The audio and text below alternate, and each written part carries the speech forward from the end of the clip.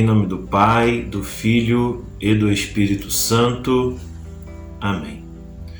Inspirai, Senhor, nossas palavras e ações, para que em vós comece e termine tudo o que nós realizarmos.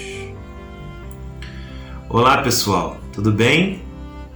Seguindo em nosso caminho pascal, nesse último vídeo vamos procurar reconhecer os elementos de espiritualidade litúrgica da vigília da noite santa da ressurreição do Senhor, do dia de Páscoa e do tempo pascal.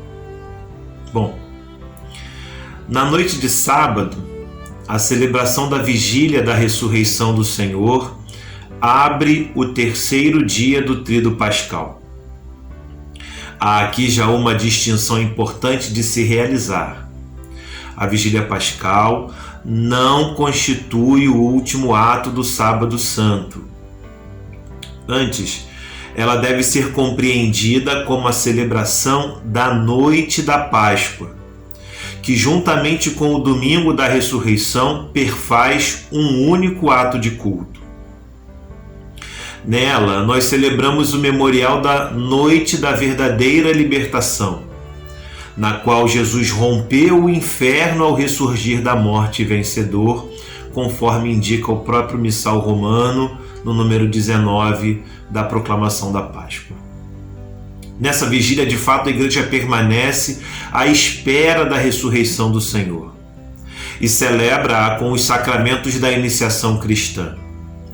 Por estas mesmas razões, ela é também espera da segunda vinda do Senhor, conforme é explicado pela Paschalis Solemnitatis 81. A vigília pascal ela se estrutura em 4 partes fundamentais. O primeiro dele, do lucernário, com a bênção do fogo novo e a preparação do círio pascal e o seu ingresso na igreja com a assembleia ali reunida, e ainda a proclamação da Páscoa, que são a primeira parte da vigília. Depois nós temos ainda a contemplação das maravilhas que Deus operou em favor de seu povo desde o início, desde a criação. Aqui é a segunda parte, a liturgia da palavra. O renovado ritual da vigília compreende 7 leituras do Antigo Testamento, tomada dos livros da lei e dos profetas, já utilizada com frequência nas antigas tradições litúrgicas, seja do Oriente como do Ocidente. E 2 leituras do Novo Testamento, tomada das cartas dos apóstolos e do Evangelho. Dessa maneira, a igreja compreende que, começando por Moisés e seguindo pelos profetas, ela faz a interpretação do mistério pascal de Cristo. Nós temos ainda o canto do Aleluia, que foi omitido durante todo o período quaresmal, e por fim, com o Evangelho é anunciada a ressurreição do Senhor, como ápice de toda a liturgia da palavra. A terceira parte da vigília é constituída pela liturgia batismal. A Páscoa de Cristo é nossa, e nesse sentido agora é celebrada no sacramento. Por isso mesmo que não haja cerimônia do batismo, nas igrejas paroquiais se faz a bênção da água, e onde não haja cerimônia do batismo, nem se deva benzer a água batismal, a memória do batismo é feita na bênção da água que depois servirá para aspergir o povo.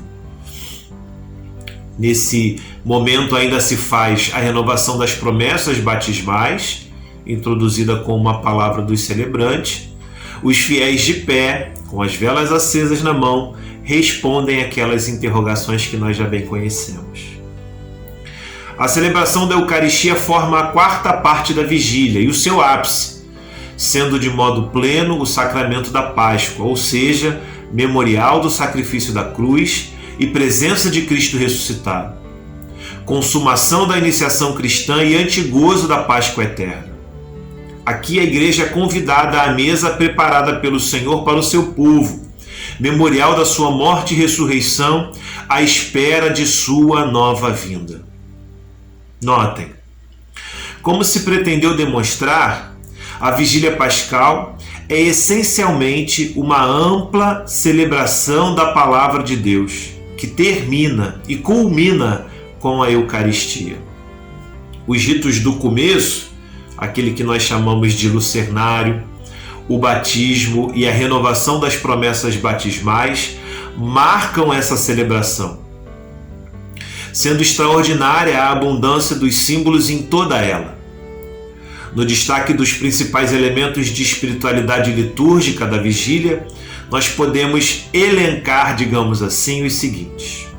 Primeiro, o rito do fogo e da luz, que evoca a ressurreição de Cristo, e também a marcha de Israel guiado pela coluna de fogo durante o deserto. Esse rito culmina com a proclamação do Exultet Pascal. Depois, a liturgia da palavra se destaca tanto pelo número de leituras, como pela sequência leitura, salmo, oração, percorrendo os passos da história da salvação. As orações oferecem a interpretação cristã dos textos do Antigo Testamento. Temos ainda, como já indicado, a liturgia da iniciação cristã, que incorpora ao mistério pascal os catecúmenos adultos ou alguma criança. Depois também, toda a Assembleia renova os seus próprios compromissos batismais e é aspergida com a água também como lembrança do seu próprio batismo. Finalmente, nós vemos realizar-se a Eucaristia. Ela, por si só, já é proclamação da ressurreição do Senhor na espera da sua última vinda. Ainda no contexto da celebração da Páscoa do Senhor, a liturgia romana convoca novamente os fiéis para a missa do dia, no domingo, que gira toda ela em torno da ressurreição. Assim como a vigília da noite da ressurreição, também a missa do dia deve ser celebrada com grande solenidade. Há um ponto específico, porque em lugar do ato penitencial é muito conveniente fazer a aspersão com a água benzida durante a celebração da vigília. O sinal do Círio Pascal, inaugurado na noite anterior, deve ser colocado junto do ambão, ou perto do altar, e assim ele permanece, gente, aceso ao menos em todas as celebrações litúrgicas mais solenes do tempo pascal até o domingo de Pentecostes. Depois o círio é conservado com a devida honra no batistério, para acender nele os círios dos neobatizados. Na celebração das exéquias, por exemplo, também o círio pascal deve ser colocado junto ao defunto, para indicar que a morte é para o cristão a sua verdadeira Páscoa. E ainda pensando nos dias do tempo pascal, a oitava, os 8 dias seguintes são como um grande tempo de mistagogia. Eles estão centrados nas aparições do Senhor, na lembrança da iniciação cristã. Na oitava de Páscoa é iniciada uma leitura semicontínua dos Atos dos Apóstolos. A celebração da Páscoa continua então durante todo o tempo pascal. Os 50 dias que vão do domingo da ressurreição passam pela celebração da Ascensão do Senhor até o domingo de Pentecostes, devem ser celebrados com alegria como um só dia festivo, melhor até, como um único e grande domingo. O tempo pascal é também o período próprio para se benzer as casas dos fiéis. Então, se a sua comunidade tiver esse hábito, procure seu pároco. O domingo de Pentecostes conclui esse período sagrado de 50 dias, quando se comemora o grande dom pascal, que é o próprio Espírito Santo, derramado sobre os apóstolos nos primórdios da igreja e no início da missão a todos os povos, raças e nações. Finalmente, devemos indicar que as celebrações pascais, sua liturgia e a profissão de fé que nela a igreja conserva constituem, no fundo, para além de um mero conjunto de ritos, uma nossa confissão da existência real de Deus. Explica o Papa Bento XVI. Em definitivo, a fé na ressurreição diz respeito ao poder real de Deus e ao alcance da responsabilidade humana. Eis o conteúdo libertador da revelação pascal. O poder de Deus é a esperança e a alegria.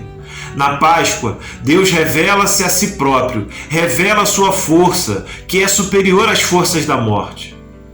A força do amor trinitário. Assim, a revelação pascal dá-nos o direito de cantar Aleluia, num mundo sobre o qual paira a nuvem da morte. Queridos amigos, a nossa intenção foi de fundamentalmente procurar aprofundar os elementos de espiritualidade litúrgica. Desde o início destes nossos vídeos nos guiou a metáfora, a imagem do caminho. Aqui chegamos ao seu termo.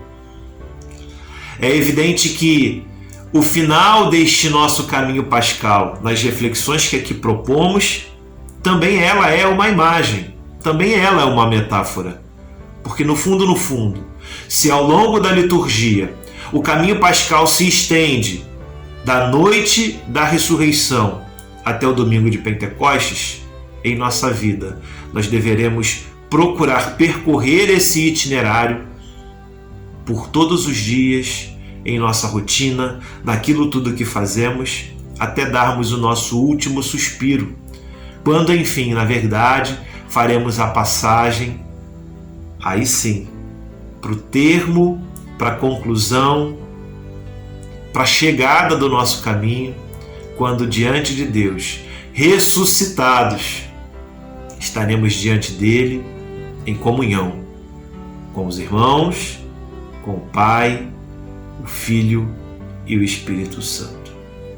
Desejo a você uma Santa Páscoa, um excelente tempo pascal e que de fato a presença do ressuscitado invada as nossas vidas e nos tire do marasmo espiritual em que, em muitas vezes, nós mesmos nos colocamos. Que Deus te abençoe, que Ele te guarde, que Ele te livre de todo mal. Em nome do Pai, do Filho e do Espírito Santo. Amém. Uma feliz Páscoa, um grande abraço e que o Senhor te abençoe.